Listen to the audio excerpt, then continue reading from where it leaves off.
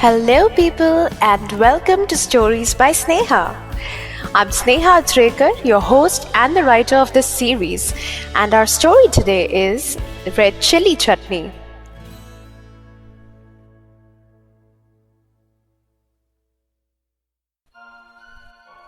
The stabbing was ruthless.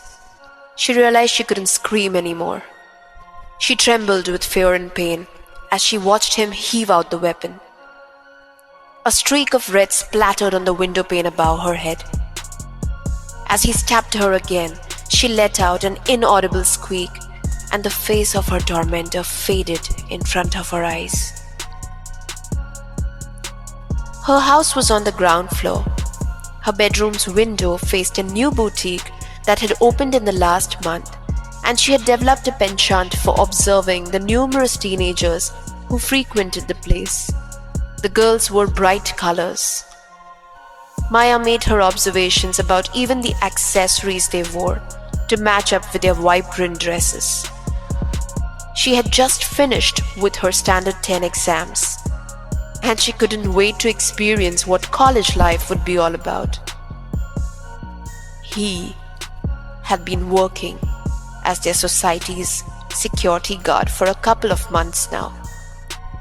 The vibes he emitted were repellent. None of her friends liked him. He seemed like he was in his early 30s and had a vicious body language. Maya and her friends avoided any kind of a conversation with him. He had a filthy tongue. Maya was frustrated with his gawky behavior. She could no longer gaze for hours at the boutique as he loitered around to ogle at her under her bedroom's window. She had begun to get paranoid about visiting the bathroom, as he had once creepily peeped through the window pane and feigned that he had just tried to stop a rat from entering through the windowsill. She would check multiple times to ensure the window panes in her bedroom were locked.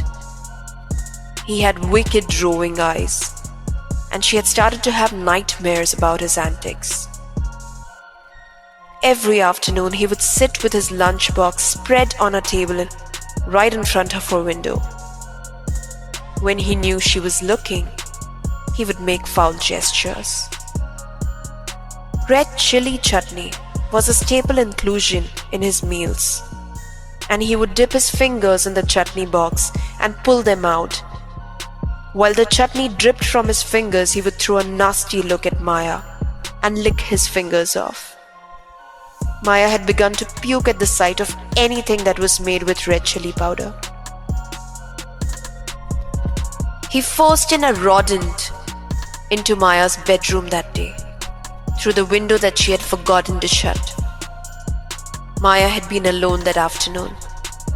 He walked in with the excuse to find the rat and kill it. Aghast with the thought of a mouse in her bedroom, she had let him in. She shut her eyes tightly at the thought of the groping and the assaults that he had abused her with after that. The excruciating agony mauled her back to the present. She saw him spread out his lunchbox on the table. He looked up at the first floor. He had fixed his eyes on Rohini this time. Maya didn't remember what he had plotted. She didn't know how he had got away after murdering her so brutally. However, she was determined. This won't happen to Rohini.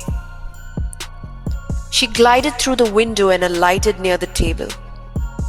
As he dipped his finger in the red chili chutney and looked up at an apparently disgusted Rohini, Maya twisted his hand and pushed his fingers in his eyes.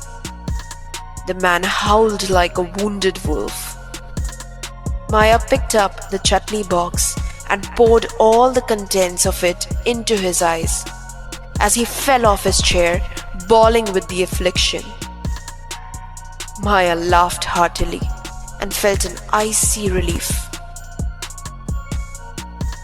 Upstairs, Rohini couldn't believe what she had just witnessed.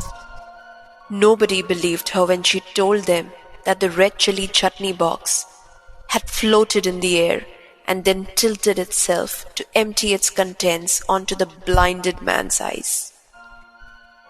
Rohini shuddered as her younger sibling asked, Didi, could it have been Maya Didi's bhoot? Bhoot? Bhoot?